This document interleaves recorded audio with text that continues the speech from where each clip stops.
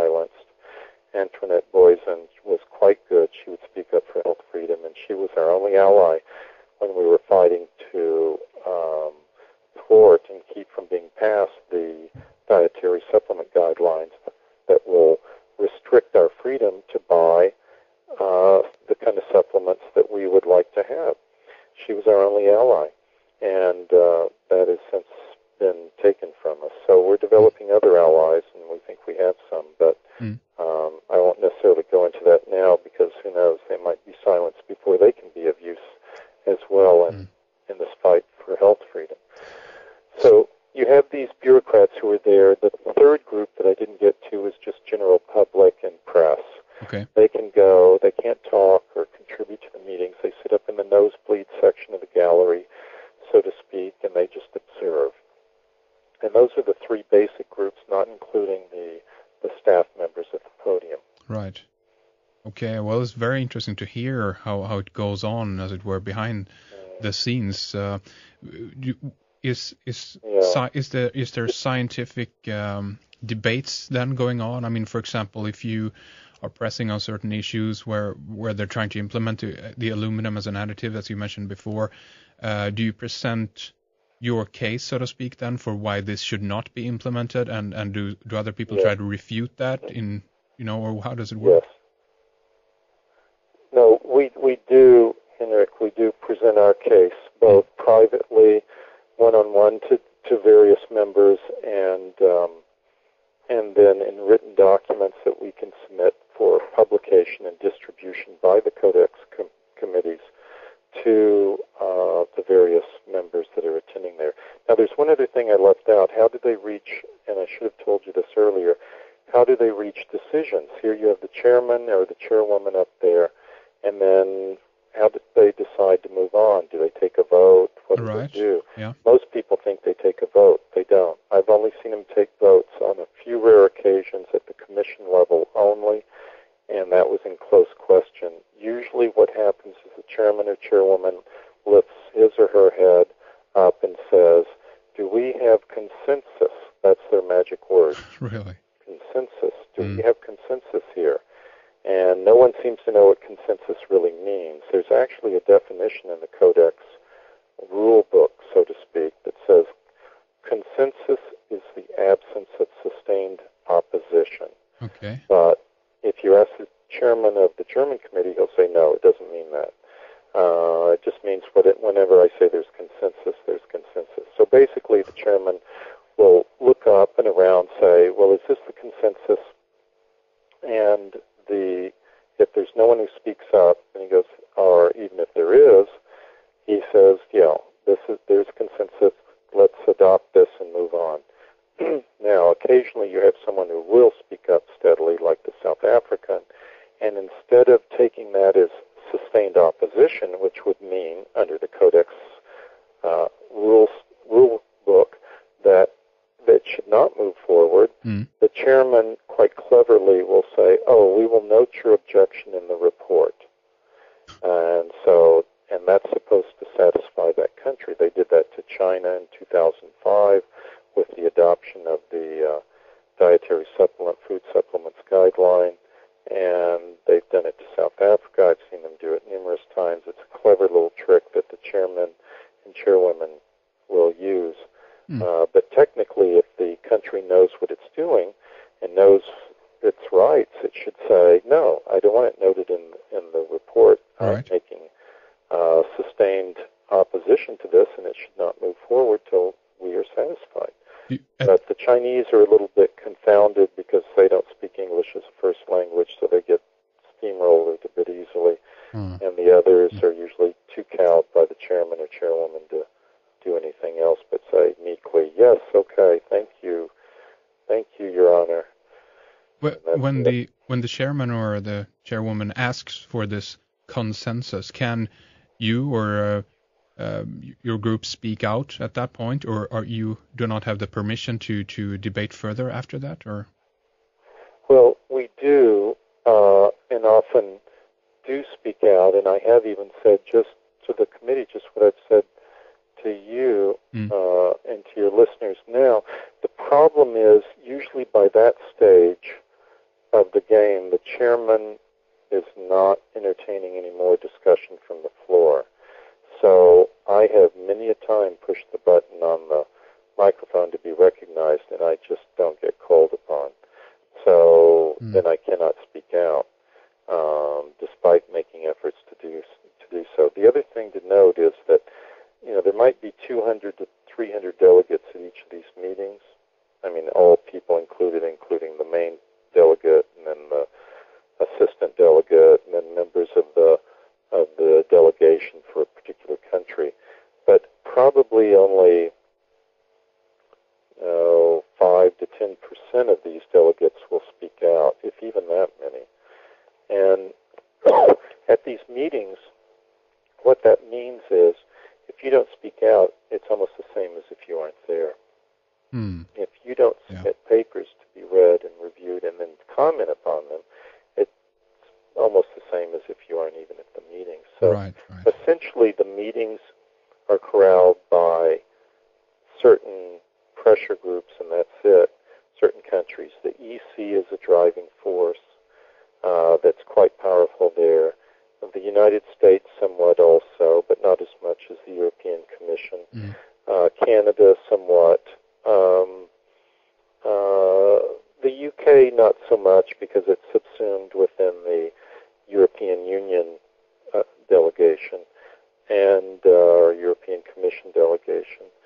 So really and I commented on this once before at the German committee level about 5 years ago, what the EC wants, the EC gets. Really? I've even seen the EC delegate giving instructions to the German chairman brazenly there on the floor in front of everyone. Really? You do this.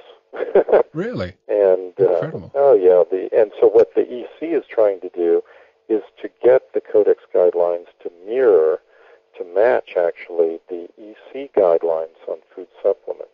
Would you want them to be the same? Would you say that the EC, the European Commission, is the driving force behind this? Or I can elaborate further on that question and ask, are propositions submitted to the Codex Committee on what should, for example, be implemented, a supplement or something like that? Well, that's a question that requires an involved answer, but the EC has its agenda, and it's changed a little bit over the years through the influence of the U.S. and Canada, perhaps, but not by much. Primarily, it's the EC agenda that's moving forward in this particular committee, and I've had knock-down, drag-out verbal arguments with the EC representative, Basil Matthew-Dakis, on the Codex Committee floors to where, he just hated my guts, and I didn't feel too kindly towards him either. But basically, what they're trying to do is to match the EC guidelines, and they are able to do this through almost word for word to match what's going on with the EC. Yeah. But let me think about this a little bit more with your question, because really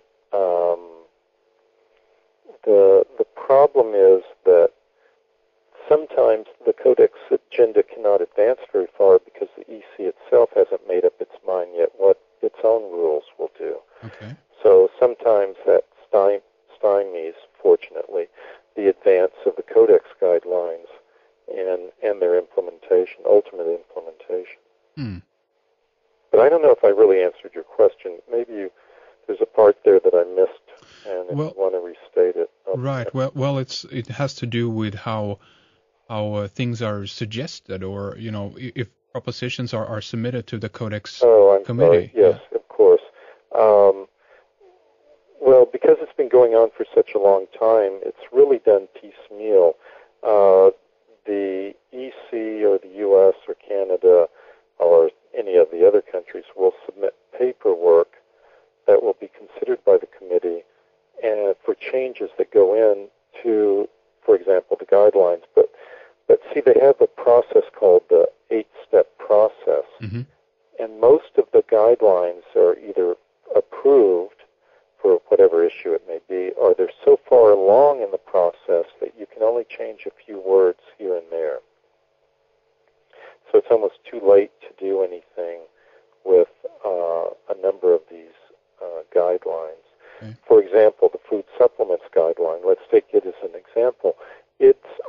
The framework has already been approved both at the committee level and the commission level, but it is just a framework. For example, they say there will be maximum upper limits on vitamins and minerals, and there will be minimum limits on vitamins and minerals, both of which, by the way, the NHF argued strenuously against.